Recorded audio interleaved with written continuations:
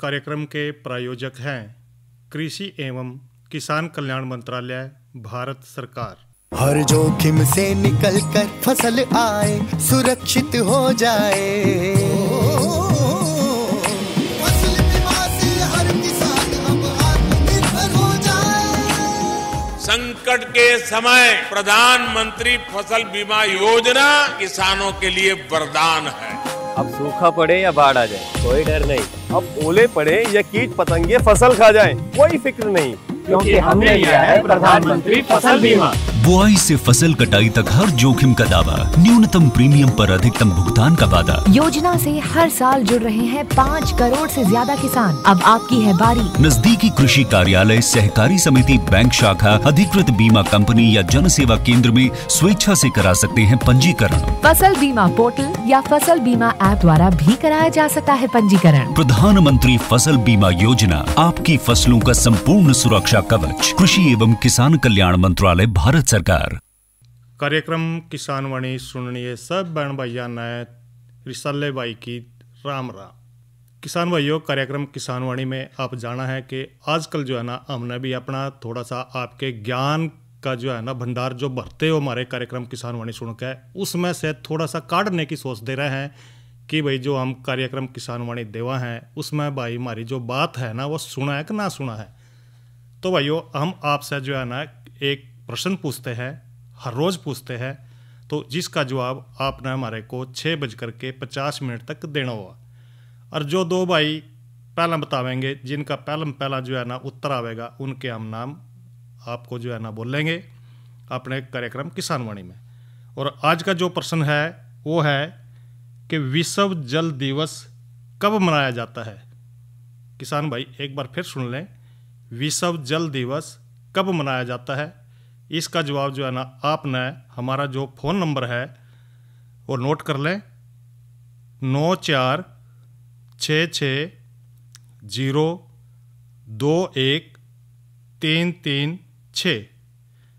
इस नंबर पर भाई आप जो है ना व्हाट्सएप के माध्यम से मैसेज दे करके भाई उत्तर दे सको हो, और हम आपके उत्तर को फिर जो है ना कार्यक्रम में बांचेंगे और बतावेंगे।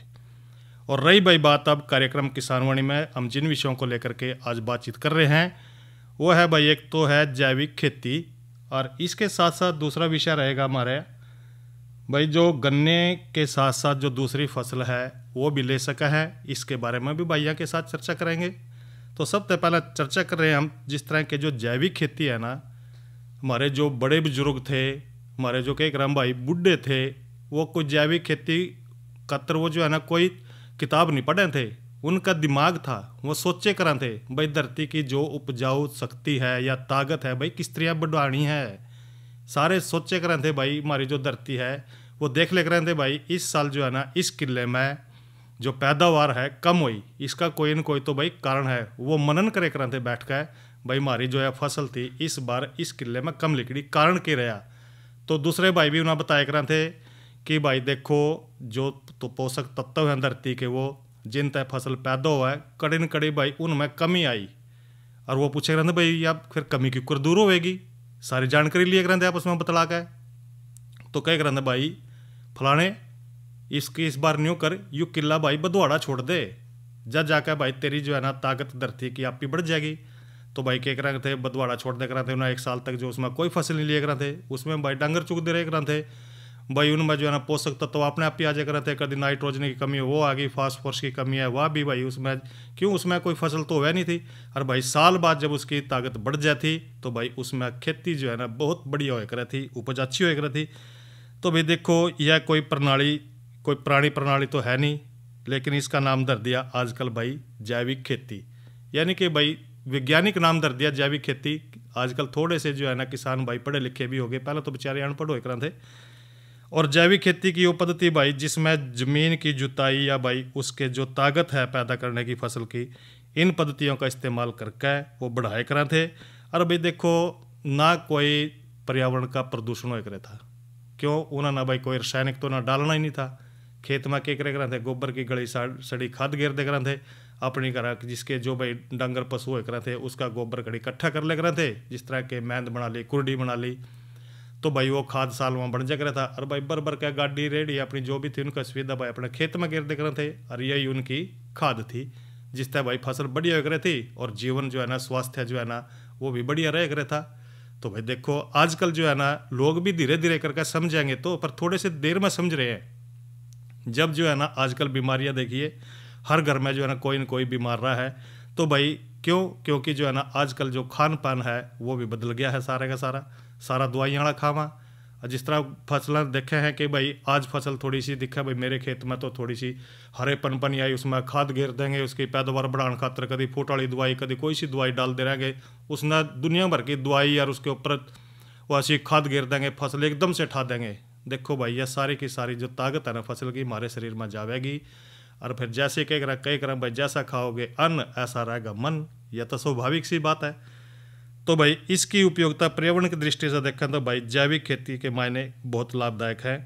इसमें जो हमारे खाद्यान्न हैं उनकी एक तो पौष्टिकता बढ़ दी रहा है, और शरीर की जो प्रतिरोधक क्षमता है भाई, जो दूसरे जीवाणु हैं उनसे लड़ने की ताकत बीमारी वाले आते घनी हो जाएगी, और जिससे भाई कई करा वो कमज़ोर हो जाएंगे दूसरे जीवाणु और हम स्वस्थ रह जाएंगे।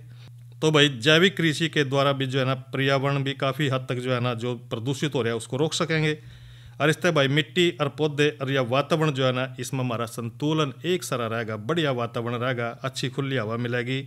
और जैविक खेती में भाई जो कीटनाशक हैं या खाद हैं, और इसके जो कई अगर हम बार बार इन्हें ज़मीन में देवा है, फसलों के ऊपर गिरा है, तो इससे भाई जो है ना हमने पाबंदी लगानी चाहिए।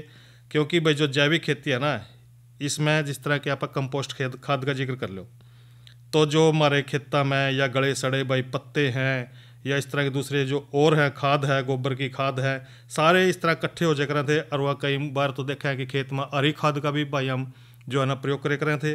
जिस तरह के जो हरी खाद में हम कौन सी चीज़ ले करें थे, पहला भाई उड़द ले लिया, मूंग बो दिया, लोबिया बो दिया, इस तरह की फसलें भाई हम बोए करें थे, जिस तरह खेत की जो है ना जुताई करके उन्हें उसके अंदर दाब दिया करें थे, सड़ जाया करा था। और भाई देखो फसलाना फिर बढ़िया हरा खाद मिला करे था और बढ़िया फसल हो करा थी, खाद का काम करे करे थी वह। इसी तरह अगर भाई हम वर्मी कंपोस्ट का जिक्र करें तो कृत्रिम जो हमारा पर्यावरण है, जिस तरह के जो केचुए पाल रहे हैं आजकल हम, इस तरह के वर्मी कल्चर कहते हैं इसना, अभी जो है ना केचुए की जो खाद है अब तो ये पाल करके उसकी खाद भाई मोल भी देवा है। जिस भाई ना घर में अपने केचुए पालने हैं, अपने खेत के लिए खाद बनानी है, उसने भी अपना गला सड़ा छिलके चल के जो है ना कचरा है जो घर का वो सारा खावेंगे, और भाई अपना कई करम वो बाहर निकालते रहे खा करके, जिससे मिट्टी की उपजाऊ शक्ति बनी रहेगी और खाद भी आ जाएगी उससे। इसी तरह जैविक जो कीटनाशक हैं भाई, पौधे पर कई तरह के रोग हैं, जिस तरह विषाणु हैं, इनको नष्ट करने खातर भी, ख़त्म करने खातर भी जो रसायन हम डाला है उसको एक तो कम करना चाहिए, ताकि भी जो खेती है हमारी जैविक खेती, उसमें जैविक जो कीटनाशक हैं उनको बढ़ावा देना चाहिए।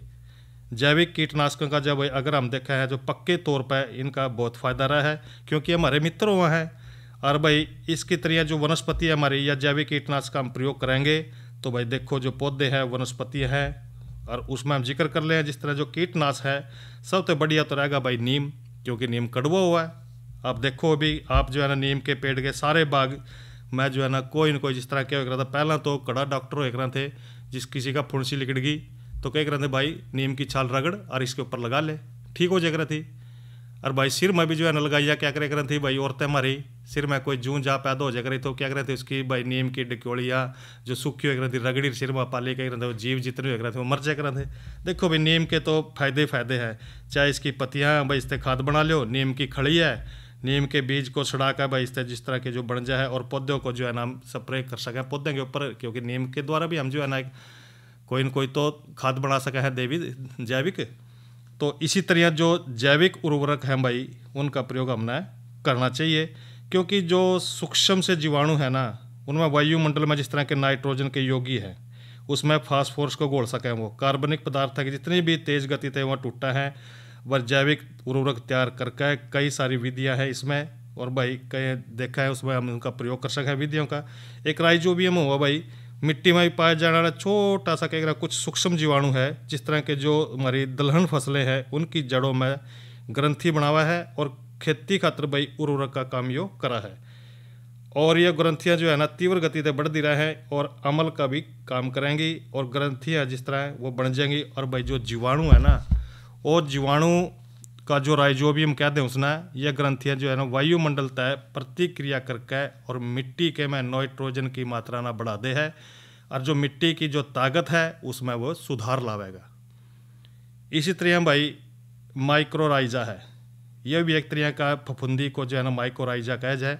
और ये फफूंदी पौधे की जो जड़ें हैं उसमें जाली नुमा, जिस तरह देखा है ना पेड़ के नीचे जाली सी जम जाएगी, बन जाएगी उसमें, तो यो क्या है मिट्टी में काफ़ी अंदर तक यो चली जावा, और जो गहरी मिट्टी है उसमें जा कर के भाई मिट्टी की जो नमी है और उसके जो पोषक तत्व है उनमें ऊपर लाने का काम करें। ये ऐसी ऐसी जो फफूंद है और पौधे के जो पोषण है और उनकी जो भाई बढ़वार है उसमें माइक्रोराइजा की अच्छी भूमिका मिला है। और इसी तरह भाई कह सका है फ्रैंकिया भी यही काम करा है, और दलहनी फसल है, इस तरह के जो दूसरी तरह की अनेक ऐसे पेड़ पौधे हैं जिनकी जड़ा पर गांठा बना है, और इनका जो काम हुआ वो फ्रैंकिया नामक फफूंद के द्वारा। वो क्या है कि भाई जो फ्रैंकिया है ना, ये फफूंद प्राय जो है ना दक्षिण में आवा कि जो हमारे जंगल हैं उनमें खास करके जो पेड़ पौधे हुए हैं उनमें ये देखने ना मिला है, और भाई ये फसल के लिए भी काफ़ी लाभदायक है। तो भाई ये तो हमने थोड़ी चर्चा करी जैविक खेती पे, और भाई इब लगे हाथ जो है ना मौसम की जानकारी ले लेंगे, और इसके साथ साथ भी जो कल जो कार्यक्रम होगा उसकी भी भाई है ना जानकारी देंगे। तो भाई अब जो है ना इस तरह के जो भाई मौसम है, बदलाव चल रहा है मौसम में, इसका क्या कार्य है तो सुनते हैं ये मौसम काल। किसान भाइयों राम राम। मौसम पूर्वानुमान एवं कृषि सलाह के साथ मैं हूँ डॉक्टर ममता, मौसम विशेषज्ञ, चौधरी चरण सिंह, हरियाणा कृषि विश्वविद्यालय कृषि विज्ञान केंद्र कुरुक्षेत्र। किसान भाइयों, जिले का आज का अधिकतम तापमान 25.3 डिग्री सेल्सियस रहा, न्यूनतम तापमान 14.2 डिग्री सेल्सियस रहा। नमी की बात करें तो सुबह और शाम की सापेक्ष आर्द्रता 81 और 53% रही। हवा की रफ्तार 10 किलोमीटर प्रति घंटा रही। अब हम बात करते हैं आने वाले मौसम के पूर्वानुमान की। किसान भाइयों, 26 मार्च तक मौसम आमतौर पर परिवर्तनशील रहने का पूर्वानुमान लगाया जा रहा है। 23 मार्च तक मौसम खुश्क रहने, तापमान में हल्की बढ़ोतरी आने, वातावरण में नमी की मात्रा में गिरावट आने और हवा की गति सामान्य रहने का पूर्वानुमान लगाया जा रहा है।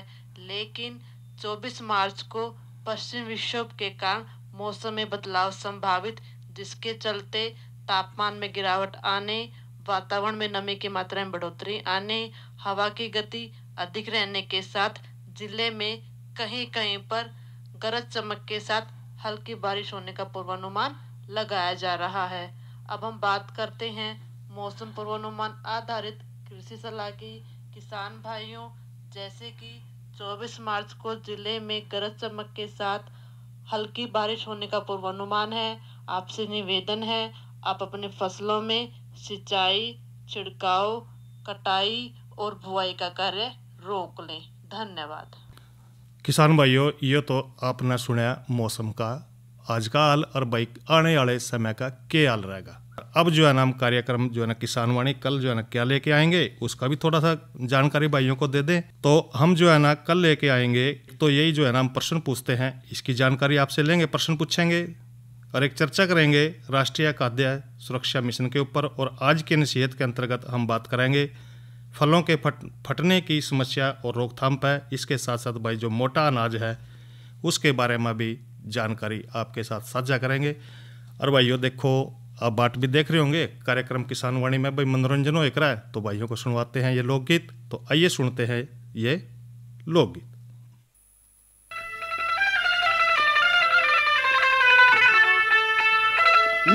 बोली कर कर के भंडारे वो देवरी मोड्या ने जमाया करता, वो हलवा पूरी खाने के हमने भी बुलाया करता। कर कर के बंदे वो देवरी मोड्या ने जमाया करता, हलवा पूरी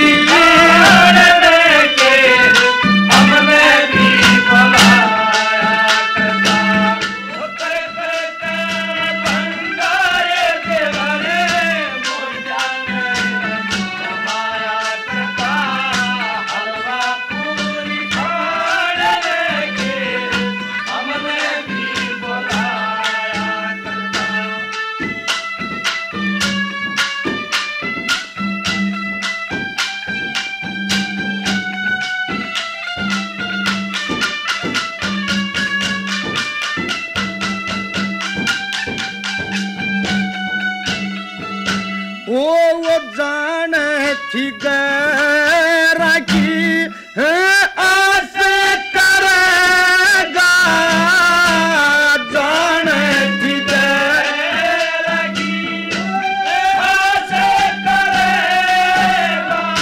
वो तू कुटिया में वास करेगा, वो घर का सत्यानाश करेगा।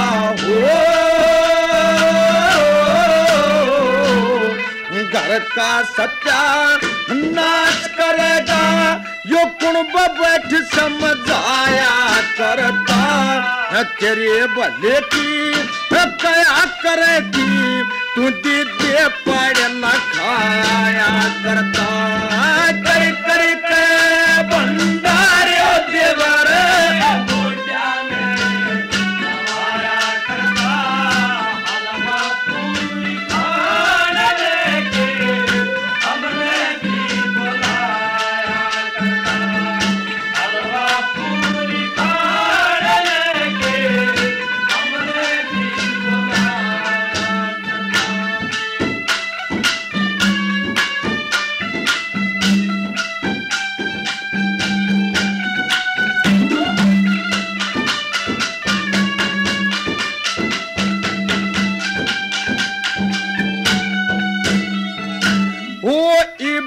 क्यों ना रहे तेरे ये जगरी प्यारे, इब क्यों ना रहे तेरे जगरी प्यारे।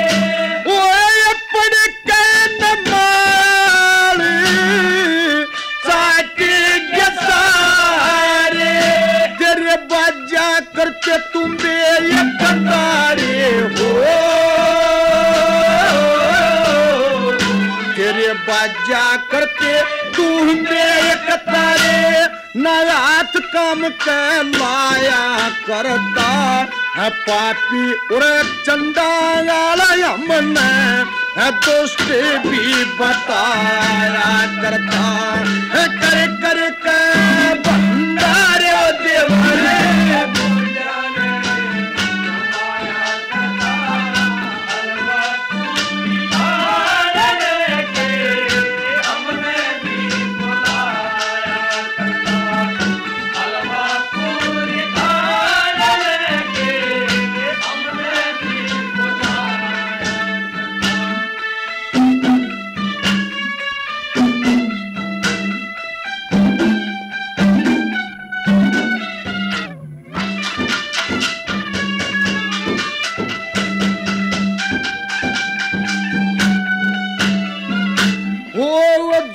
हो करते अदरी मान तेरा, जो करते अदरी मान तेरा, आज दुश्मन बना हो जहान तेरा, वो कर गया भगवान तेरा हो,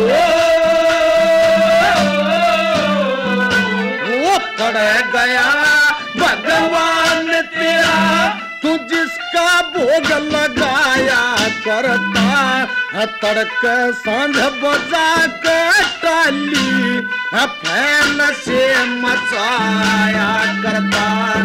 कर कर के भंडारे देवरे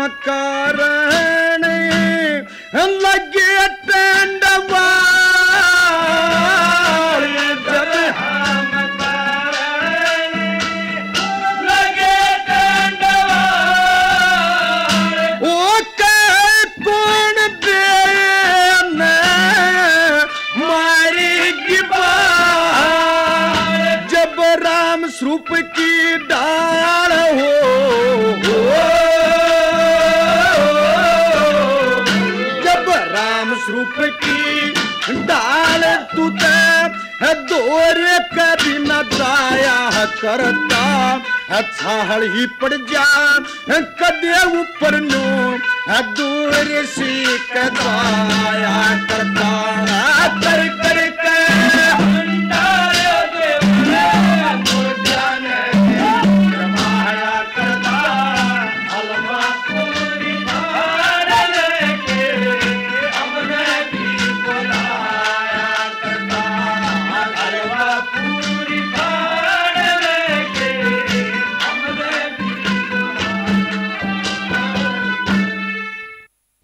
और भाइयों ये तो सुना आपने लोकगीत। और अब जो है ना हम एक चर्चा कर रहे हैं कि भाई जो गन्ने के साथ जो दूसरी फसल है मिलवा आप बो सको हो उसके बारे में। सारे जना के भाई जो गन्ने की फसल है ना वो एक तो 9 महीने तक लेकर 12 महीने वाली फसल है, यानी कि लगभग साल उसमें लग जा है, 1 साल तक वो खड़ी रहा है। अगर भाई इसको सही तरीके से हम बोवेंगे तो इसके बीच में कुछ खाली जगह बच जा और उस खेत में हम कोई ना कोई फसल ले सका है।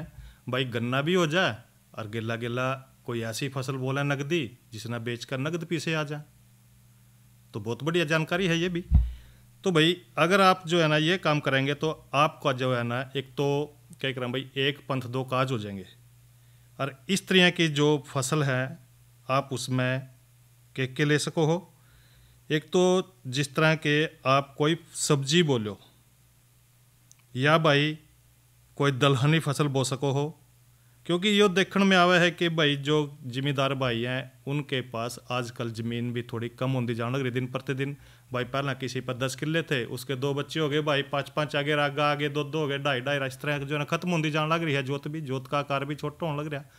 तो इस करके भाई आप जो भाई गन्ने की फसल ले रहे हो, खेती कर रहे हो, तो उसके बीच में ना आप जिस तरह के दालें हैं, तिलहन है, सब्जी है या कोई और चारे वाली फसल है वो आप ले सको हो।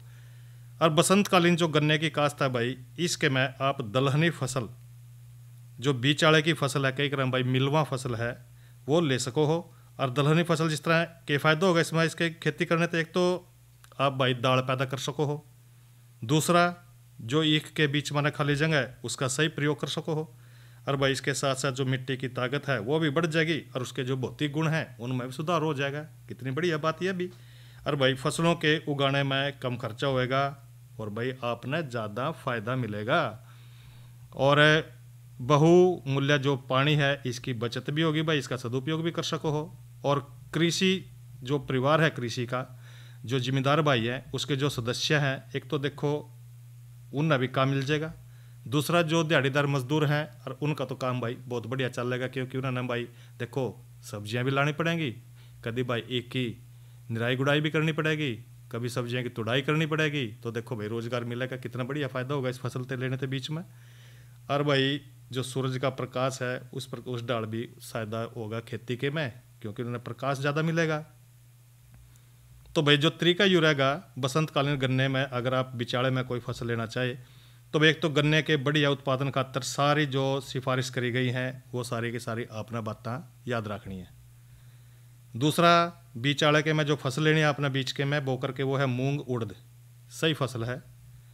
और भाई इसी के साथ साथ मूंग की जो बढ़िया किस्म है या उसकी प्रजातियां हैं उस किस्म का आपने प्रयोग करना है, जिस तरह के SML 668 के 851 टाइप 44 जिसने आप पूसा बैसाखी कह दें, और भाई पूसा विशाल और मुस्कान ये भी आप ले सको हो। और भाई बीज रहेगा 6 किलोग्राम बीज आपने लेना है प्रति किले के हिसाब से आप उसमें बो सको हो। इस प्रकार उड़द में आपने टाइप 9 का 6 किलोग्राम बीज प्रति एकड़ के हिसाब से आपने उसका प्रबंध कर लें भाई, बोने खातर ले आओ। और बिजाई से पहला भाई राइजोबियम का जो टिक्का है ना वो जरूर लगा दें, जिससे कि जो आपका बीज है वो उपचारित हो जाएगा।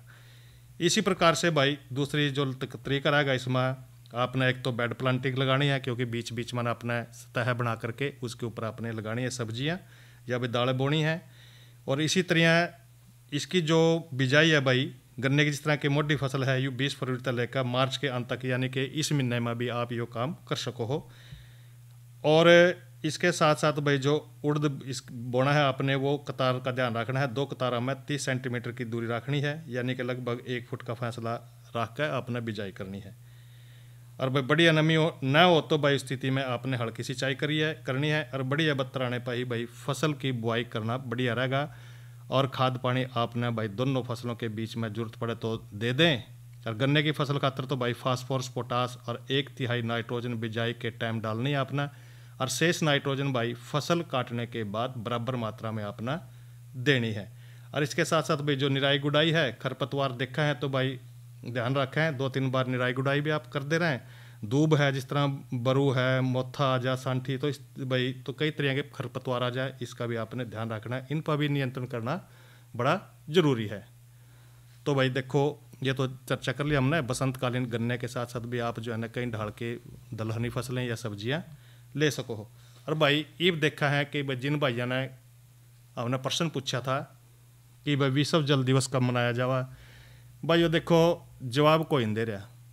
जवाब दे करो ताकि भाई हम भाइयों का नाम यहाँ अपने जो है ना कार्यक्रम में बोलना है। भाई अच्छी बात है कि आप तो देखो एक तो ज्ञान भी बढ़ेगा, साथ साथ में भाई जो दूसरे जिम्मेदार भाई हैं उन्होंने भी जो है ना पता लग जाए भी कौन सी जानकारी आज दी गई या क्या प्रश्न पूछा। भाई देखो ये थोड़ा सा हमें चिंता रहा है कि भाई आप जो है ना जो कार्यक्रम किसानवाणी में प्रश्न पूछा है उसका उत्तर भाई आप दिन रहा करो, क्योंकि अगर भाई उत्तर नहीं देंगे तो देखो फिर हमारा प्रश्न पूछने का भी कोई फायदा नहीं है। तो भाई उत्तर थोड़ा सा सोच समझ कर दे करो ताकि आपके नाम बोल सकें। अरे भाई लगे हाथ एक जानकारी भी साझा कर लें भाइयों के, वो है भाई बीज अमृत तैयार किस तरह करना है। तो बीज अमृत खातर भाई आपने जरूरी सामान लेना है 4 लीटर पानी, 1 किलो देसी गाय का गोबर, 1 लीटर देसी गाय का मूत्र, और भाई 10 ग्राम चूना, 5 ग्राम हल्दी का पाउडर, 100 ग्राम गुड़, जमीन के किनारे की 1 मुट्ठी भाई माटी की लेनी है। 15 लीटर आकार के एक ड्रम में अपना सारे सौदे को घोल कर रखना है। और गाय का 1 किलो गोबर भाई सूती कपड़े में लेकर उसको बांध दें और भाई 4 लीटर पानी में 12 घंटे तक डुबो कर उसको रखना है। और 50 मिलीलीटर पानी में भाई 10 ग्राम चूना रात भर भिगो कर रखना है। और अगली सुबह कपड़े में बांध कर जो गाय के गोबर को पानी में 3-4 बार अच्छी तरह जो घोल कर मिला करके उसको निचोड़ना है। भाई इस तरह भाई आप इस घोल को जो है ना बीजोपचार के लिए अपनी फसल के ऊपर बो सको हो, भाई छिड़काव कर सको हो। तो भाई ये जानकारी हम देते रहे हैं समय समय पे। इस प्रकार से भाई कभी मोटे अनाज पर करते रहे चर्चा, कभी प्राकृतिक खेती पर करते रहे।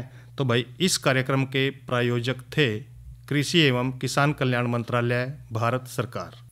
अरे अरे अरे क्या कर रहा है?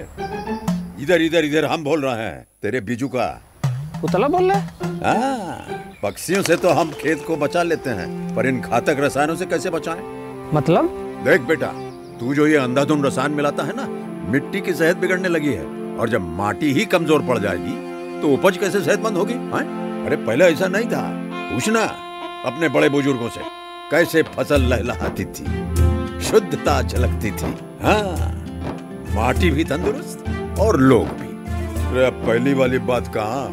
पर अब तो सब यही डाले हैं। सब नहीं, आज भी लाखों जागरूक किसान परंपरागत विधि से फसल उगा रहे हैं। खर्चा कम और उपज की कीमत भी बेहतर पा रहे हैं। सच है? रे बेटे एक्सपीरियंस से बता रहे हैं, धूप में बाल सफेद नहीं किए हैं। हाँ। ठीक है भाई, मैं भी आज से जैविक खेती शुरू करूंगा। माटी से प्रेम की परंपरा है, परंपरागत खेती। और भाइयों किसान कॉल सेंटर का नंबर भी याद रखे करो, और वो नंबर है भाई 1551। तो भाई इसी के साथ ही कार्यक्रम किसानवाणी यहीं पर समाप्त हो रहा है। रिशाले भाई ना दो इजाज़त। अच्छा भाइयों, राम राम।